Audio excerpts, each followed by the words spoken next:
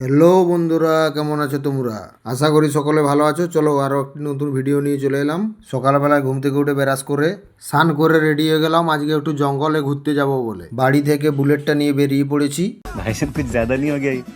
मतलब कुछ भी। আমলাশলি পৌঁছে গিয়ে দাদাকে চাপিয়ে নিয়ে বেরিয়ে গেলাম। মাইতা রাধাকৃষ্ণ মন্দিরে এসে দাঁড়িয়ে আছি। এখান থেকে আরেকটি দাদা ভাই আমাদের সাথে ঘুরতে যাবে, তাই আর দেরি না করে প্রভুর দর্শন করে দাদা ভাইকে চাপিয়ে নিয়ে এখান থেকে বেরিয়ে গেলাম।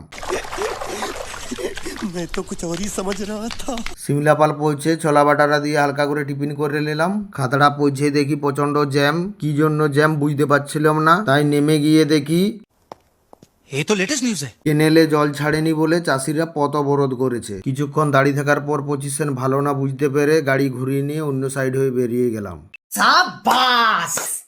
এই দেখো বন্ধুরা, ঝিলিমিলি রিমি রিসোর্টে চলে এসেছি। চলো রিসোর্টটা চারপাশটা তোমাদেরকে ঘুরিয়ে দেখাই। मैं बता देता हूँ आपको, आप भी सेटिस्फाई हो जाओगे। এখানে বড় বড় শাল গাছের মাঝে সুন্দরভাবে উপরে কটেজগুলো তৈরি করেছে, খুব সুন্দর দেখতে লাগছে।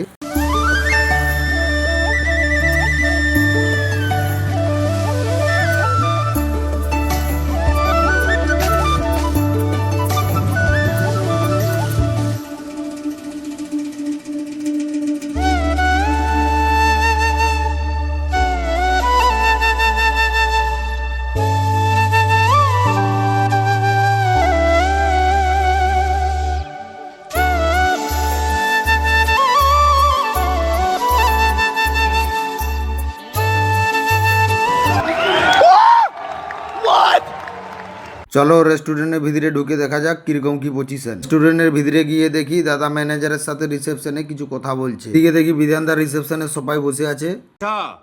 हमको सिखा रिया है। আমরা অর্ডার দিয়ে বাইরে চলে এলাম এখানে বসে খাবো বলে। আমাদের খাবার অলরেডি চলে এসেছে, খাবার খেয়ে বেরিয়ে গেলাম।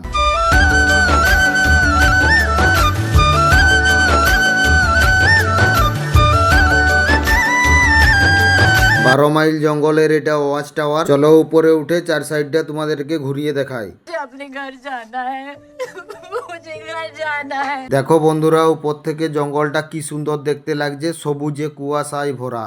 এখানে একটা অজগর সাপ বেরিয়েছিল, তাই বিধানদা সাপের পেছনে পেছনে যাচ্ছে। पीछे देखो, पीछे पीछे तो देखो। আজকের ভিডিও এই পর্যন্ত। নতুন নতুন ভিডিও দেখতে চ্যানেলটিকে ফলো করো।